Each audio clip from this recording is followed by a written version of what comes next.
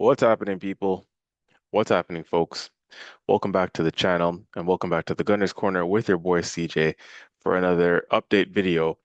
In this case, the topic at hand is going to be, we're going to talk about Martin Odegaard for a second, the captain of Arsenal Football Club, because I believe that Arsenal have a Martin Odegaard problem. Now, folks, before we get into it, please remember to like and subscribe to the channel.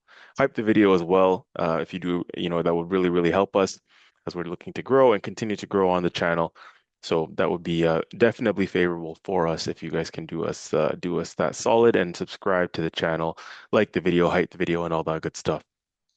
Um, Yes, folks, and this is on the back of Arsenal just finished playing in the second leg of the quarterfinals in the Champions League, tying Sporting Lisbon 0-0, which means that we do progress through to the semifinals, of course, winning 1-0 in aggregate, as the ultimate damage was done in the first leg. And I say damage, we barely scraped through in the first leg, but we won 1-0 in the 90th minute, thanks to a Kai Havertz finish. So on to Etihad we go. However, we're not sure of the status of Martin Odegaard once again at the moment, right? And at this moment in time, we haven't had Odegaard for the best part of a couple seasons now. And what I mean by that is, the real Odegaard, the Odegaard that we know from the 22-23 season and the 23-24 season, where, if I'm not mistaken, he was named player of the season both those years, 2 years in a row. And we saw him, do brilliant things from little tricks and flicks, from outside of the passes, from threading the eye of the needle with certain passes and through the lines, with long range shots and goals from outside the 18-yard box, with late runs into the box and late finishes, arriving from the 18-yard box, arriving from deep, as they say, in that Lampard position, getting himself into the box and finishing first time, those trademark left-footed finishes into the top or bottom corner. All that stuff popping up all over the pitch in different areas, getting involved and just looking to be positive and looking to play forward. That Martin Odegaard we have not seen for a couple seasons now. Now, most would say that that is down to injuries, and you'd be fair in saying that, right? He definitely has picked up quite a few injuries over the last two seasons, which, has now made him somewhat of an injury-prone player. And the first of those two, sorry, not two injuries, because he's had multiple, I would say, throughout the course of this season alone. But the very first injury that has troubled him and what I believe has made him, a shadow of his former self was the injury that he picked up sort of at the beginning of last season, which was the 24-25 season, right? If you guys remember, I think he was injured in the international duty where he picked up a really bad ankle injury for Norway. And this was in the early part of that season. So we're looking at fall 2024, if I'm not mistaken. I think it was the first international break or second one in that period. So that saw him, miss an extended period of time, quite a few months in the first part of that season, in the fall period of the season. So he came back from that, of course, but didn't come back the same player. And we also know that there were some other I say excuses, but there were some other quote unquote excuses made for him, such as he just had a child that season, so maybe that was affecting him, the late night feeds and having a child can definitely, you know, change anyone's life. But, maybe a professional footballer, he's trying to be there more for the child and, it's affecting his sleep and all the other parts of, his life generally. So was that an excuse? You heard some of those things flying around as a reason why maybe he was off form last season. But fast forward all the way to this season, maybe we gave it last season a pass because it's a one-off where he was, not his best self. And maybe that really bad ankle injury that he had has affected him that season and took him a while to get back up to speed and so on and so forth. Fast forward on to this season, and he's having another poor campaign disrupted by injuries once again. And it's been a multitude of injuries this season. It's been shoulder, it's been knee. He picked up, I think, two or three injuries in a row. In the first part of this campaign, 25-26 season, I think he had to be substituted, what, three times in a row at the Emirates and in home games in the Premier League, in the first half of this season. And again, those are for different reasons, right? Shoulder, knee, leg injuries. And then most recently, we've seen him come back in a couple months ago, right? So towards the earlier parts of the new year, since the turn of the new year, he's come back, and the latest of an injury that we think has really been bothering him is the injury that he picked up at Brentford, the knee injury, right? So now you're looking at it and you're saying, well, a guy who is our captain of the football club, who is injury prone now because he can't just keep himself fit, is he too weak? Is he lacking in strength? Is he lacking in, physical strength, even mental strength? Is he low on confidence now? Has the injuries that he's been picking up since the beginning of last season, have the injuries that he's been accumulating, has that affected his form and has affected his confidence and his abilities on the ball? And is he more scared and timid and shy on the ball now? Is he afraid of going into challenges? He's considered a lightweight, featherweight player already as it is. And prior to that injury that he picked up last season that I mentioned on the international duty, he did manage to stay relatively fit for us. But now, for the last two seasons now, we're almost at the conclusion of this season in the 25-26 season. And now we're looking at a guy who is still being disrupted by injuries. And when he's playing, he is not playing well. And what is that down to? Right? What is that down to? Well, again, the obvious one is the injuries. The fact that he's just been disrupted, his rhythm has been disrupted. He's not playing regularly. Whereas in the 22-23 season and 23-24, he was playing very regularly, managing to stay fit week in, week out, showing that robustness that you need in the Premier League. But now we're not seeing any of that, right? When he's coming into play, he can barely get 4 or 5 games in a row to get up to speed, to build even momentum and build rhythm. And this was the guy who was already questioned at the beginning of the season. At the beginning of the season, famously, Tony Adams called him out on Talksport, I believe it was. And I'm going to paraphrase here, but he basically said that Odegaard is not fit to wear the shirt, so to wear the captain's armband, sorry, and Arsenal cannot win the Premier League with Odegaard as captain, alluding to the fact that he lacks certain leadership qualities and leadership skills. Um, And I have to say, he listen when Tony Adams speaks, that's a legend of the football club, right? So when he speaks, you listen. That guy knows what it's about to be an Arsenal legend and an Arsenal captain and lead Arsenal to trophies, to major trophies. You know, um, Tony Adams said, let me just read it if I can get something verbatim here. Tony Adams, former Arsenal captain, suggested that Martin Odegaard should be stripped of the captaincy and replaced by Declan Rice. Adams argued on Talksport in August 2025 that this change was necessary for Arsenal to win the Premier League, preferring a more vocal leader in Rice. So, which brings us to the here and now. We're almost at the end of the campaign, and again, Martin Odegaard is nowhere to be found in the business end of the season where we really need him the most. And I include even when he has showed up on the pitch, he hasn't really showed up, if you see what I'm saying. So he's there in physical, body, but he's not there really in spirit and, in performances, right? We're thinking most recently Southampton away in the FA Cup where we lost in the quarterfinal stage, partially at fault for the first goal, giving the ball away with a stupid back heel. Southampton scored. Guess there was a lot to do from that point, but he, was originally the one that gave the ball away when he's the one that's supposed to be the most tidy on the ball and most secure on the ball out of all the players in our team. And then he started Sporting Lisbon away in the first leg. Sorry, yes, Sporting Lisbon away in the first leg of the Champions League quarterfinal. Didn't really, flatter to deceive, really. He picks up the ball from deep positions, looks busy because he gets loads of touches, but doesn't penetrate. And again, this is a contrast to a player that we've seen in the 22-23 and 23-24 seasons where, he would penetrate, his goals and assists and his productivity and his output that those seasons, particularly I think 22-23 when he got what, 15 goals, his output in those seasons was phenomenal, right? But now our defense is really scared that, Odegaard is going to play any line breaking passes or he's going to split the defense in half or he's even going to score from range or score from close range. you know, no one has any real fear that Odegaard is going to do that at this moment in time. He's not proving to be, um, a decisive attacking midfield player like your Kevin De Bruyne is, who he was compared to once upon a time. Like your, I don't know, Bruno Fernandes is even, right? Somebody who is really going to make the difference in a game and break the deadlock. Like I said, split the defense with a line breaking pass, or even just put the ball in the back of the net. He's come back and his shooting over the last couple of seasons has looked woeful. Not the same, shooting techniques that he used to have, right? Where you just anytime he gets the ball on his left foot, whether it's outside of the box or in the box, you're thinking it's a certain goal. But again, famously Southampton away in the FA Cup quarterfinals, right? He gets a chance edge of the box. I think Martinelli rolls it into him, and he's inside the 18-yard box, and he just gets his footing all wrong. I believe he kicked the ball onto his right foot, his standing foot, and the ball just goes wide. And it's like, that used to be his bread and butter. So what is just going on with him at the moment, you know? And the Martin Odegaard problem for me is the fact that he's the captain of the football club, and he has 2 years left on his contract.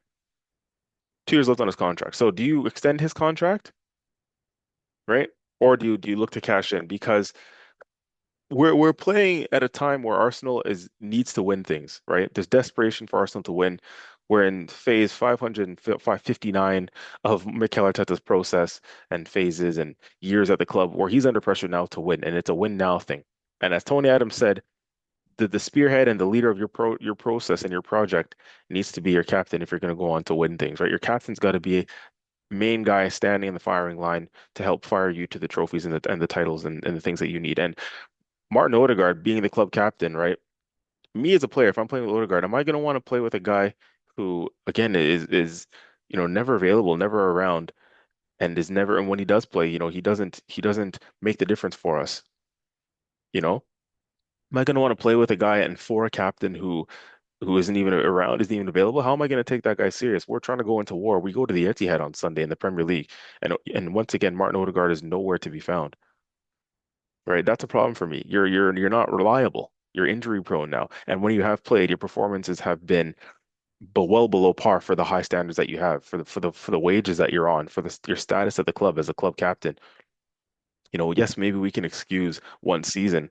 Last season, yeah, he was poor. Again, we'll excuse that. Injuries, the first time really injuries have disrupted your campaign.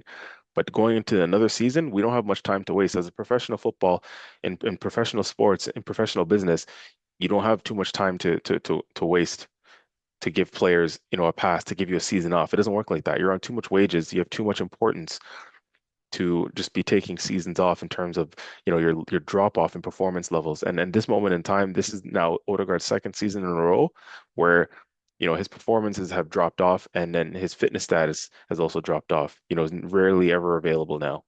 And now we're at the business end of the season where we really need him, and this is where the best players make their names and they shine and they show up, right? Is the business end of the season.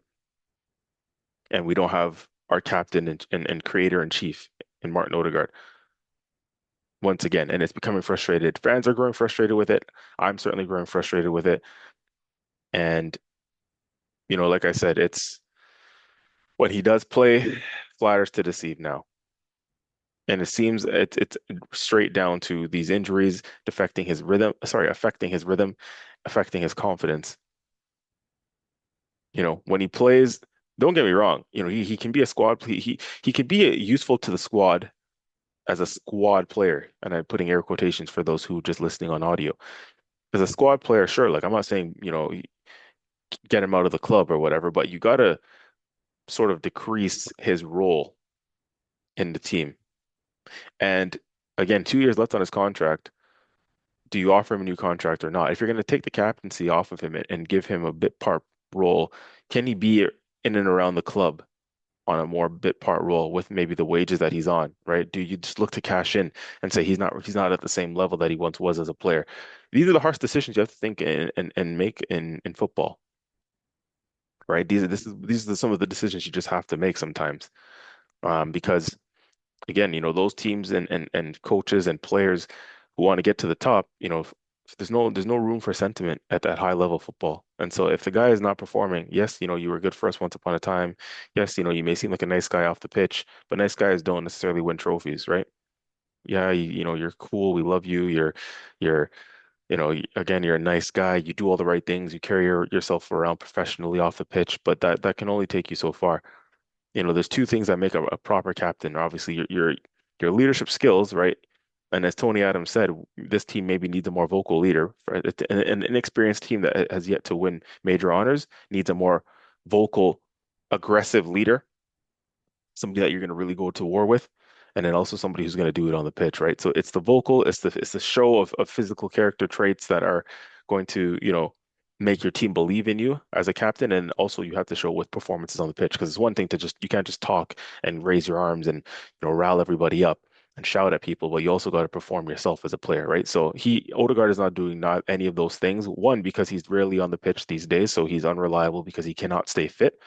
Two, because his performance levels are not showing of a player who is leading a team, right? He's not showing that talismanic figure. He's not showing that with the performances that, we're going to get the most of him because he's either, like I said, he's, you know, putting fear into the opposition with his performances and scoring and assisting and playing, unbelievable through balls or threading the eye of the needle. He's not doing any of that stuff. In fact, like I said, in his last couple of performances, he's been below par, or he's given the ball away that's led to the opposition scoring, or he's just playing sideways and backwards passes and he's not getting us up the pitch, or he's, collecting the ball off the center back. When you're supposed to be a creative player, number 10, attacking midfielder, you're collecting the ball at the center back. You're the center back, which means you're yards away from our striker where we need you to be to link up with our forwards and be that link from back to front, you know?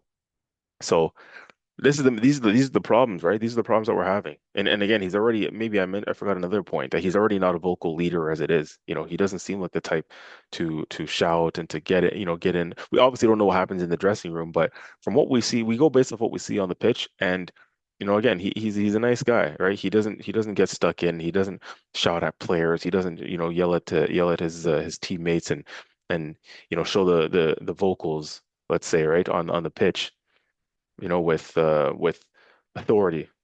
Is Gabriel, is Saliba, is Timber, is anybody, Gyökeres, are these guys, scared of Odegaard? Are they listening to Odegaard, his voice in the dressing room on the pitch?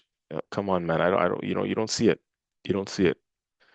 Um, so these are the problems with Odegaard. And again, like I said, when he plays, forget all the captaincy stuff for a second, right? For such a pivotal role that he has, when he plays as an attacking midfield player, right, the role and profile of his position, what does he do to damage the opposition that we see nowadays?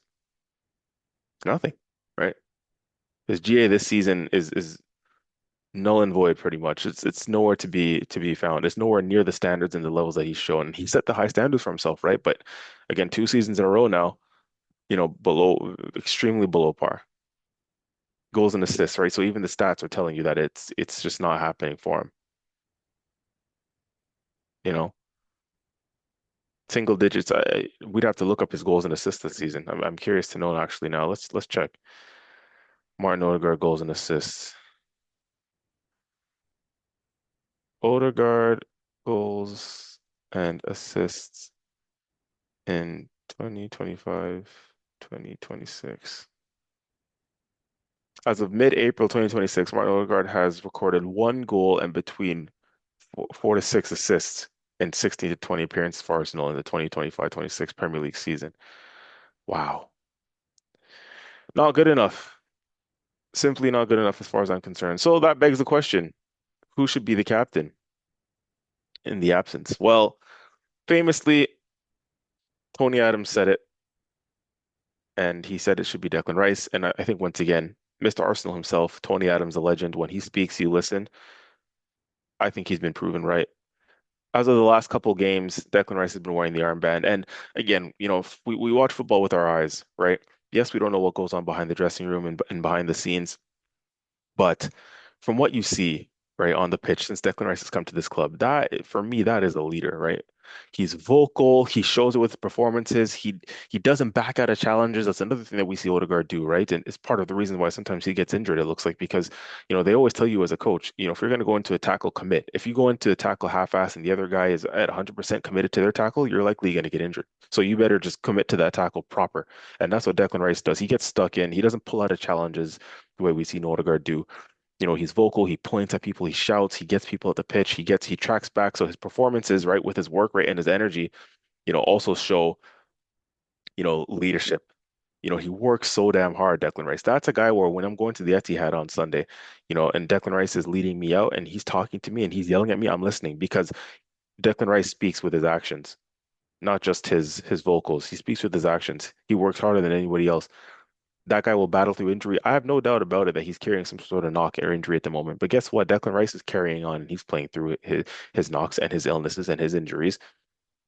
Not to say that Odegaard doesn't want to play through I'm not going to question Odegaard's character and say the guy is refusing to play, through injury. Um, even though he's carrying an injury or two. You know what I mean? Like I'm not gonna call him out that way, but you sometimes you just question these things. Like for these, you guys telling me that Declan Rice hasn't been injured these last few years, and some the way he plays 90 minutes week in week out and been run into the ground once again by the manager. You're telling me that by this stage, at this stage, at these top level athletes that play so much football, mid-April, in the latter stages of all competitions, of course you're carrying something, right? Players will tell you all the time. I think even Timber said it just last season that he was playing through pain and through injury in the Champions League semifinals against PSG. He admitted it after the season, right? But he didn't back out then. He didn't back out in the middle of the season. He tried to give it his all. Ben White, the same, has done it in the past. These athletes, these top level athletes and professional footballers with the elite mentality will sometimes do that. And sometimes that's what it takes, you know in all sports. Sometimes that's what it takes. It takes a strong character to be able to, play through, certain injuries that you have and just say, I need to do it for the good of the team and for the will of the team because what's on the line? Because what's on the line for Arsenal Football Club right now, as we speak, mid-April, is the Premier League and the Champions League crown. And at this moment in time, our captain in chief, who's been missing for most of the season, is once again missing in the most important part of the season. But who's guess who's not missing? Declan Rice. So whilst the captain that I just mentioned, Martin Odegaard himself, is missing, Declan Rice is there. He shows up. He's there week in, week out, regardless of the situation. He'll put his best foot forward to make himself available.